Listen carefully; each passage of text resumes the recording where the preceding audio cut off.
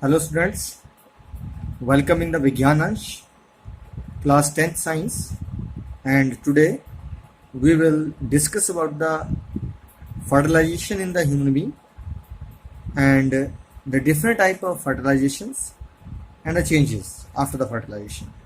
This is the part of the chapter number 8, that is how do organisms reproduce.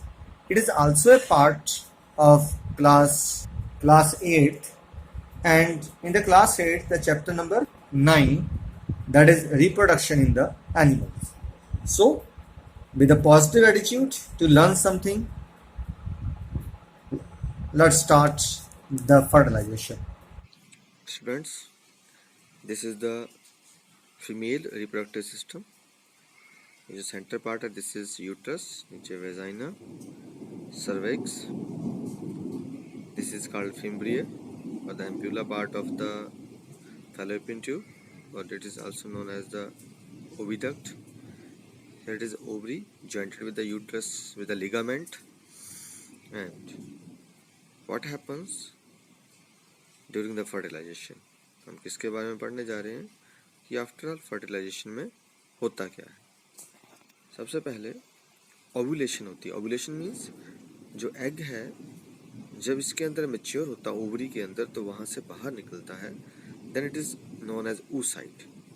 इसके बाहर एक layer रहती है, अभी आपको 10th क्लास तक याद करने की जरूरत नहीं है, बट दिस लेयर इज सुडा, और उसके साइड पे क्या रहते हैं।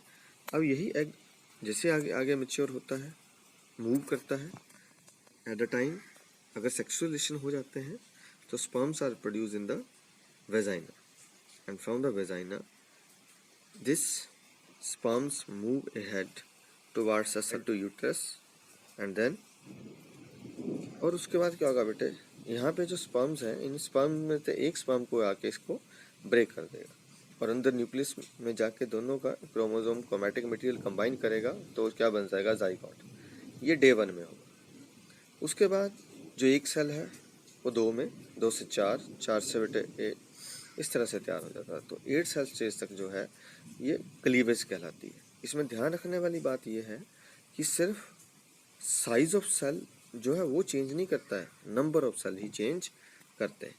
व्हेन ये 8 सेल स्टेज आ गई है, नो अब ये कहाँ शिफ्ट होना शुरू हो जाते हैं, it again move towards the uterus and the number of cell जो इससे आगे बढ़ जाते हैं। तो जो अगली स्टेज आती है जब इसके बाद हम करते हैं तो यही सेल अगेन डिवाइड करते हैं, और देखते जाइए ये कहाँ पहुँच गई। जब इस सेल को हम वर्क कर रहे हैं तो यहाँ पे जो है this is 16 cell stage and known as morula. अब यहाँ पे जाके जो मोरूला है ये फिर से डिवाइड करेगा डे 4 के बाद, और क्या बन जाएगा अब हमारे पास ये 32 सेल स्टेज है, it is known as the blastocyst. Now this blastocyst start embedded in the uterine wall, and when it embedded in the uterine wall, it is in the morula stage. तो जब ये morula stage में जाके इसके साथ attach हो जाता है तो यहाँ क्या हुई, this is called the implantation. तो इस तरह से इम्प्लांटेशन डे 7 तक होती है। बेटे अगर आपसे पूछा जाता है कि फर्टिलाइजेशन की डेफिनेशन क्या है, राइट, तो अगर फर्टिलाइजेशन की ओनली डेफिनेशन इज देयर, तो यहाँ से लेके यहाँ तक the process of fusion of the male and female gamete is known as fertilization। क्या है, मेल गैमीट और फीमेल गैमीट का आपस के जुड़ना, उनका डीएनए का आपस में मिक्स होना क्या कहलाता है, फर्टिलाइजेशन कहलाता है। In this process nuclei of the sperm and the egg fuse to form single nucleus. इस प्रोसेस के अंदर क्या रहता है कि जो मेल गैमीट है, दैट इज स्पर्म, उसका जो न्यूक्लियस होता है वो एग के न्यूक्लियस के साथ फ्यूज हो जाता है और एक सिंगल न्यूक्लियस बन जाता है, दैट इज कॉल्ड जाइगोट। बेटे आपसे क्वेश्चन हो सकता है कि zygote contain how many nucleus, तो आंसर क्या आएगा, सिंगल न्यूक्लियस, राइट। तो आंसर क्या लिखना आपने, it is a single nucleus. तो ये होगी डेफिनेशन ऑफ द फर्टिलाइजेशन। अब हम पढ़ेंगे कि कैसे कैसे स्टेप रहते हैं इन ह्यूमन फर्टिलाइजेशन। ह्यूमन के अंदर फर्टिलाइजेशन का क्या क्या स्टेप रहता है उस पर देखते हैं जरा सा, कैसे उस पर काम करते हैं। देखिए, In human, the male passes its sperms into the female body. The sperms get ejaculated in the vagina. ठीक है, जो मेल है वो अपने स्पर्म्स फीमेल की बॉडी में डाल देता है और वेजाइना में जाके इजैकुलेटेड हो जाते हैं and they move to oviduct, और वहां से मूव करते हुए कहाँ पहुंच जाते हैं? ओविडक्ट में पहुंच जाते हैं. In the oviduct sperms acrosome, मैंने बताया था जो उसका हेड होता है, ब्रेक द एग मेम्ब्रेन को ब्रेक करता है and DNA of male gamete fuses with DNA of female gamete. तो जो मेल गैमीट का डीएनए है वो फीमेल गैमीट के साथ क्या हो जाता है? फ्यूज हो जाता है and zygote is formed. So this is the fertilization in the human, right? तो ह्यूमन के अंदर तो ये प्रोसेस चलती है, बट बेटे कहाँ पे? कई चीजों में जो फर्टिलाइजेशन है, देखिए ये कहाँ हुई? इन द फीमेल बॉडी में हुई, लेकिन कुछ ऑर्गेनिज्म में ये फर्टिलाइजेशन जो है बॉडी से बाहर भी होती है, जैसे फ्रॉग है, फिश है. ठीक है, तो उस फर्टिलाइजेशन को हम कुछ और नाम से जानते हैं. तो लेट्स सी.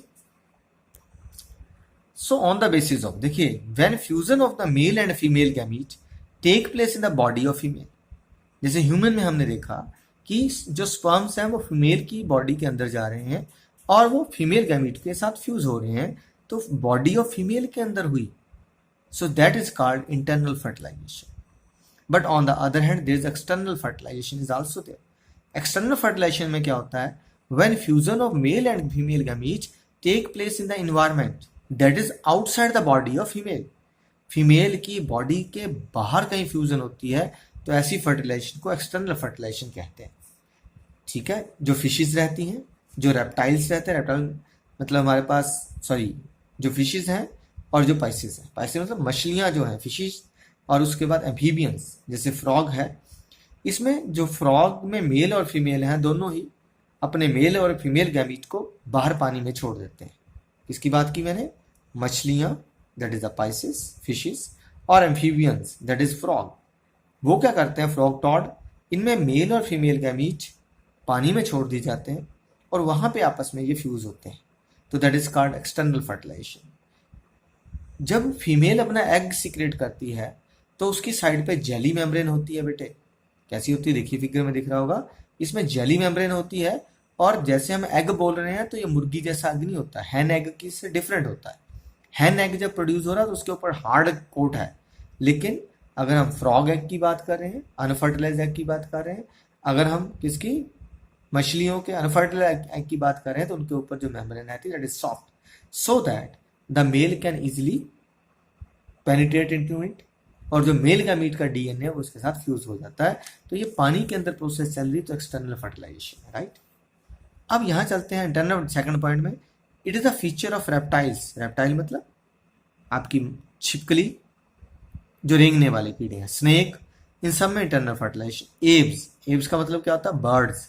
पक्षियों में मैमल्स, ऐसे स्तनपायी जीव जो अपने बच्चों को दूध पिलाते हैं, इन सभी में क्या होती है? इंटरनल फर्टिलाइजेशन होती है. तो it is a feature of Pisces and the amphibians. Pisces क्या बताई? मछलियां. और एम्फीबियंस क्या से होते हैं? जल स्थलचर, जो पानी पे भी रह लेते हैं और पानी से बाहर भी रह लेते हैं, जैसे मेंढक. तो इन सब में क्या मिलता है आपको? एक्सटर्नल फर्टिलाइजेशन मिलती है. इधर less number of egg are produce. देखिए एग अंदर से तैयार होके आएगा, बच्चा तैयार होके आएगा, तो यहाँ लेस नंबर ऑफ एग्स की रिक्वायर्ड है. यहाँ पानी में डालने पता नहीं कितने जिंदा रहेंगे, कितने मर जाएंगे. That's why large numbers of eggs are produce. तो एक्सटर्नल फर्टिलाइजेशन में बहुत ज्यादा नंबर ऑफ एग्स की जरूरत होती है. इंटरनल फर्टिलाइजेशन किसके अंदर हुई? That is lizard. लिजार्ड क्या होती है? छिपकली, क्रो और ह्यूमन. इसके सिवा कैट, डॉग, सब में यही होता है. और यहाँ एग्जाम्पल क्या है? Fishes, frog, toad, they have the external fertilisation. तो this is the difference between the internal and the external fertilisation. Question है internal external fertilisation class 8th में, तो ये भी करेंगे. इसके ऊपर वाला क्वेश्चन भी 8th में ही है बेटे, फर्टिलाइजेशन इन ह्यूमन, तो ये भी आपने एक्सप्लेन करना है. अभी हम थोड़ा डिफाइन करते हैं. एक और फर्टिलाइजेशन है that is called in vitro fertilization, उसके बारे में पढ़ते हैं. बेटे अगर सिर्फ डेफिनेशन लिखनी है, डिफरेंस नहीं आता, तो इस तरह से भी लिख सकते हैं. The fertilization that take place in the external environment that is outside the female body is known as the external fertilization. और इंटरनल फर्टिलाइजेशन डेफिनेशन आ गई तो है तो वही है. The fertilization which take place inside the female body is called the, तो उसे हम क्या बोलेंगे? That is called internal fertilization. तो ये कौन सी होती है? Internal fertilization, right. तीसरी फर्टिलाइजेशन अगर पूछे कितने तरह की फर्टिलाइजेशन है, तो बेटे इससे अलग एक और फर्टिलाइजेशन डेवलप की गई and that is by the doctors, by the scientist. तो उसको हम कहते हैं दैट इज कॉल्ड IVF। क्या कहते हैं इसको? IVF, in vitro fertilisation. ये in vitro fertilisation, in vitro क्या होता है कि अगर हम किसी चीज को, दो तरह की चीजें होती है बेटे, दो शब्द याद रखने हैं। एक होता है इन वीवो, ओके, होता है इन विट्रो। कोई इन वीवो बोल रहा है, इसका मतलब उसी इन्वायरमेंट, हमने उसको वहां से बाहर नहीं निकाला। तो इन विट्रो बोला जाता है, तो उसको हम बाहर के एनवायरमेंट में लेके जाते हैं। तो इन विट्रो फर्टिलाइजेशन है, क्योंकि नॉर्मल कंडीशन से उठा के अदर कंडीशंस में हमने काम करना है, तो that is in vitro fertilization. पहली बात एक चीज आपसे क्लियर करें कि क्या होता है कि कुछ कपल्स होते हैं, उनके आगे बेबीज पैदा नहीं होते। हमने पीछे पढ़ा कि कई कारण रहते हैं, या तो स्पर्म्स मर जाते हैं। स्पर्म क्यों मर जाते हैं? क्योंकि जो स्क्रोटम है उसको मूव नहीं कर पाता है, वो उसी जगह फिक्स रहता है। एक तो वो कारण हो सकता है, ठीक है। और क्या रीजन हो सकते हैं कि फीमेल में ओवरीज में एग मेच्योर नहीं होते, या क्या हो सकता है the chances of maturation of egg is there but the oviduct is, fallopian tube is blocked. कई बार फैलोपियन ट्यूब भी ब्लॉक होती है, इसलिए एग जो है और स्पर्म आपस में जुड़ते नहीं है। सो इन सच सिचुएशंस, अगर ऐसे सिचुएशंस रहते हैं तो इन विट्रो फर्टिलाइजेशन करवाई जाती है। In the in vitro fertilization क्या किया जाता है कि मेल और फीमेल में से एग और स्पर्म्स को ले लिया जाता है, स्पर्म्स फ्रॉम मेल और एग फ्रॉम फीमेल, दोनों में से लेके उनको बाहर के एनवायरनमेंट में लैब के अंदर एक वीक के लिए आपस में इकट्ठे रख के उनको फ्यूज किया जाता है, फर्टिलाइज किया जाता है, जाइगोट बना लिया जाता है। और आफ्टर जाइगोट वो फिर से फीमेल की यूट्रस में रख दी जाता है। उसको कहाँ रख देना है? फीमेल के यूट्रस में रख दी जाता है। तो सारी प्रोसेस को हम लोग कहते हैं in vitro fertilization. Technique of in vitro fertilization होता क्या बेटे? सबसे पहले जो फीमेल की बॉडी में ओवरीज हैं, ओवरीज में क्या किया जाता है? हार्मोन दिए जाते हैं और एग को मैच्योर किया जाता है। जब एग मैच्योर हो जाते हैं तो वेजाइना के रास्ते ही निडल को डाला जाता है, और वहाँ से क्या किया जाता है? जो मैच्योर्ड एग हैं वो इस निडल की हेल्प से एक्सट्रैक्ट कर लिए जाते हैं, बाहर निकाल लिए जाते हैं। तो एक नहीं, एक ध्यान रखना इसके अंदर, जब more than one egg mature किए जाते हैं तो काफ़ी ज़्यादा एग्स जो है वो इस निडल प्रोसेस से कलेक्ट किए जाते हैं, एंड आफ्टर दैट वो बॉडी से बाहर ले जाके उनको आर्टिफिशियली फर्टिलाइज करवाया जाता है। They are treated with the sperms.